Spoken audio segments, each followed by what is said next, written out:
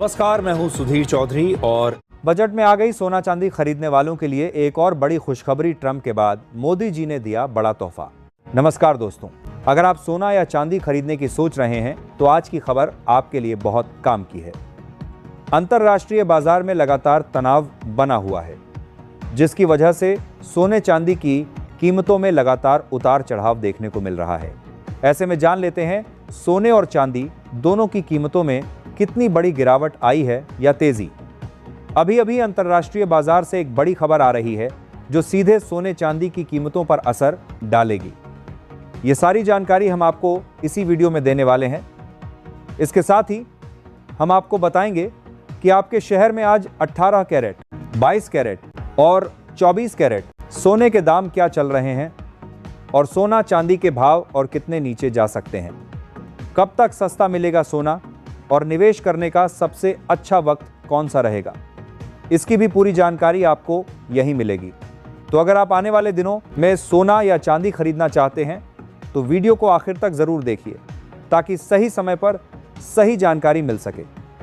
आगे बढ़ने से पहले आपसे एक सवाल है, आपके हिसाब से मार्केट में सोने की सही कीमत क्या होनी चाहिए? नीचे कमेंट में अपनी राय ज़रूर लिखिए। और अगर आपने अभी तक वीडियो को लाइक नहीं किया है और आपके भरोसेमंद YouTube channel digital gold update को सब्सक्राइब नहीं किया है या बेल नोटिफिकेशन ऑन नहीं किया है तो तुरंत कर लीजिए ताकि रोज़ाना आपको सोने और चांदी के ताज़ा भाव सबसे पहले मिल सके। तो चलिए दोस्तों, अब जानते हैं कि आज के दिन सोने और चांदी का ताज़ा रेट क्या चल रहा है। दोस्तों, आज MCX में कोहराम मच गया है। चांदी में इतिहास की सबसे बड़ी गिरावट आई है और ETF निवेशकों के पोर्टफोलियो में 20% तक का नुकसान दिखाई दे रहा है।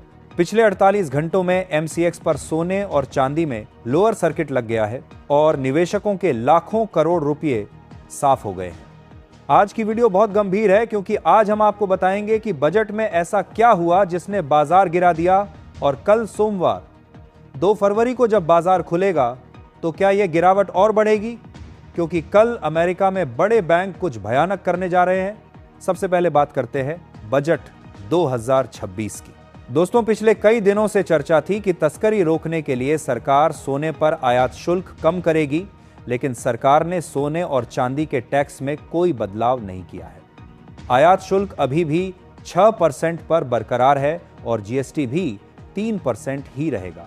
यह खबर ज्वेलर्स के लिए राहत की बात है क्योंकि स्थिरता बनी रहेगी, लेकिन जो लोग सस्ता होने की उम्मीद कर रहे थे उन्हें निराशा हाथ लगी है।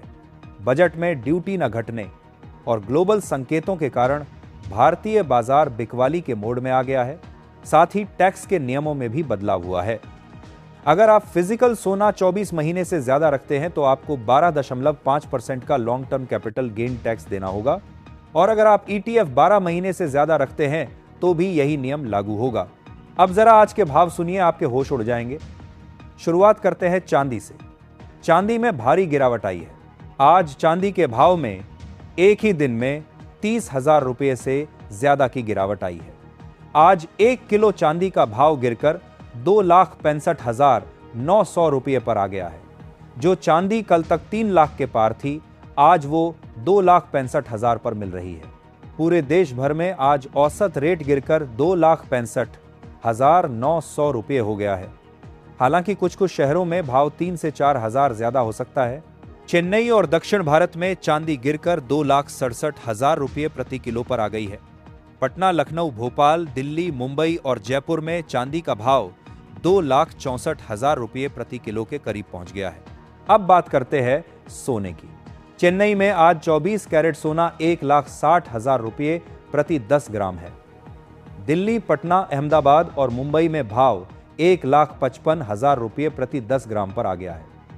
जयपुर और जम्मू में तो आज 24 कैरेट सोना 1,54,000 रुपये प्रति 10 ग्राम मिल रहा है।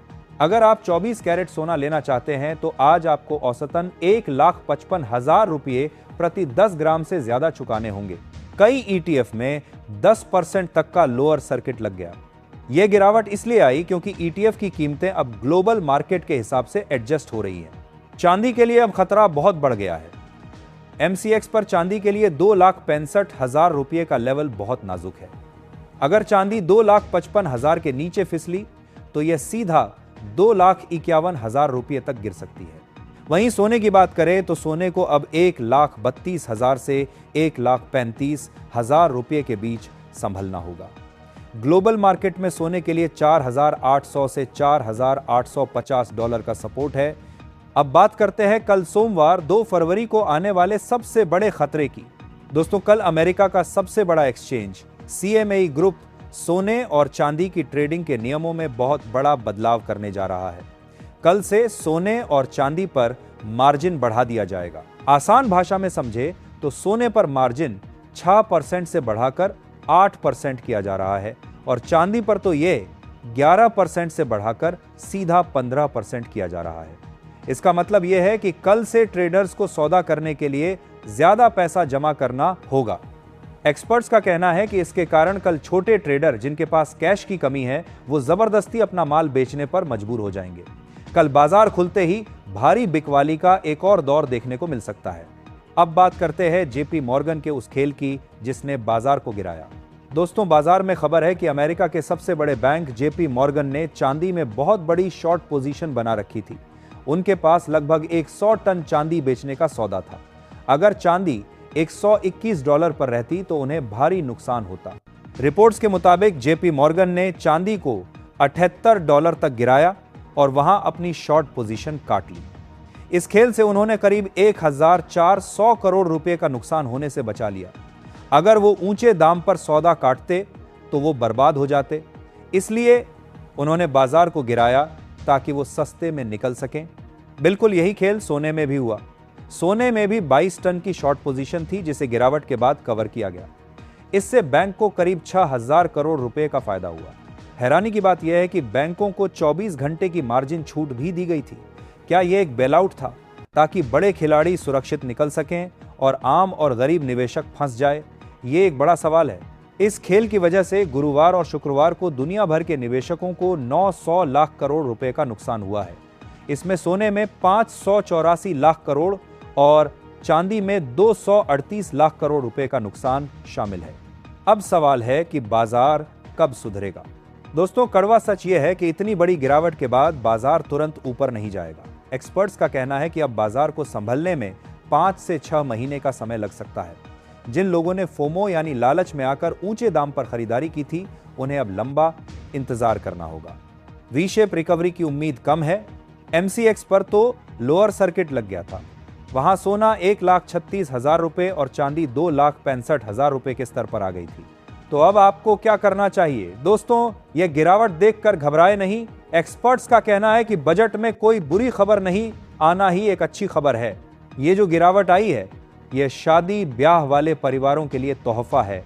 जो सोना कल 1,65,000 का था, आज वो 1,56,000 में मिल रहा है। निवेशकों के लिए भी यह एक मौका है।